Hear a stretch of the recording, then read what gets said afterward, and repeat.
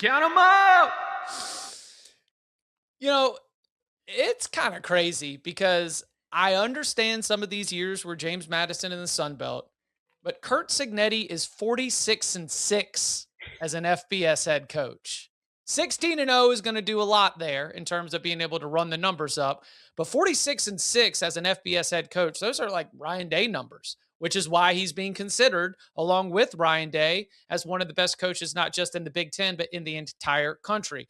Now it's going to be tested as he does continue to evolve in terms of the roster that they've got, not taking quite as many portal additions, trying to rely a little bit more on player retention and player development. The schedule itself is going to provide more challenges than they have faced in the first 2 years of Big Ten play. That's why DraftKings Sportsbook has this thing at 10.5, over plus 105, under minus 125. Bud, we've talked a lot about the Hoosiers as they are one of the best teams in the entire country. Now that we're getting into the nitty gritty of this schedule and projecting the way it's going to go, what are the spots on the roster where they really have your attention right now? I mean, I think like offensive line and defensive line are just totally stacked. Receiver, I think the addition they made in the portal is really good. You have the continued emergence of Becker. I think the secondary is still really damn good.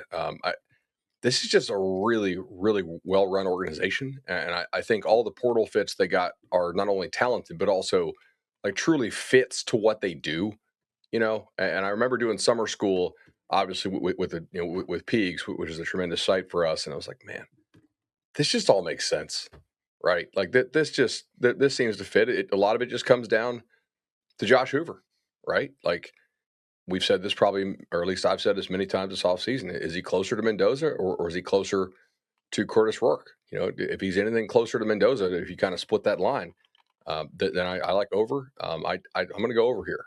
I like Ohio State at Michigan is challenging. I guess there's some chance that at Nebraska could be tough if they're not quite as good as I think. But if they're not quite as good as I think, then that's they're going to go under. At what like this 5-game stretch: Ohio State at Michigan, Minnesota bye week, host USC, and at Washington is challenging for sure. And I guess you can put at Nebraska in there, but that's not exactly a huge road trip geographically either. So give me the over. I mean they're starting 5-0. I don't know if you guys saw the clip from last year of me on my Indiana win total, but I literally predicted everything that happened. I said they were going to go undefeated. I said they were going to win the national title, and I said Fernando Mendoza was going to win the Heisman. And I was sincere as all hell when I said every single word. So you know what I know what I'm talking about here. I'm on the under, only slightly. I've got him at 10.3 wins. So to go over, I mean, I won't be shocked at all if they go over. Like, they do have a lot coming back. I do think on the grand scheme of things, Josh Hoover is closer to Fernando Mendoza than he is to Curtis Rourke. I don't know that he is Fernando Mendoza.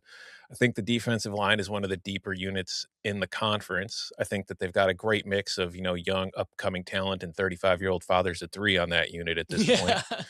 So that's going to help them. The schedule to me, like they're starting 6-0 and they're probably winning those games by an average of 30 points. You know what I mean? It's going to be one of those, they've outscored opponents 210-15 after their first 6 games kind of starts to the season.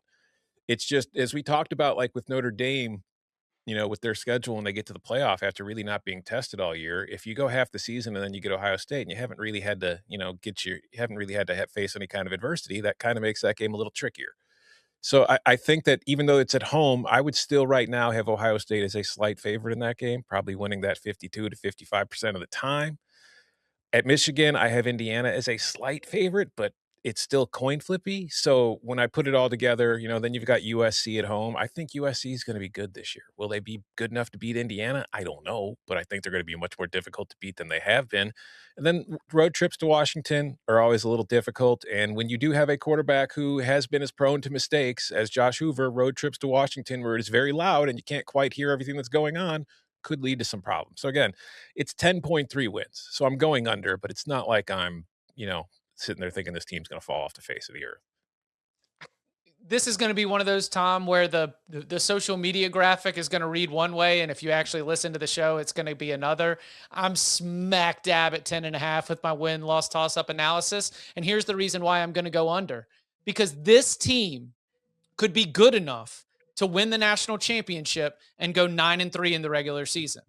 Within the realm of possible college football outcomes, they could, in the rhythms of a season, after not getting tested and dog walking everyone through middle October, all of a sudden, a couple bad breaks. You mentioned like the Husky Stadium, a little bit tricky. USC, very good. I mean, we got 4 opponents right there. We're a very good Indiana team capable of winning multiple playoff games and contending for a national title, could end up taking losses.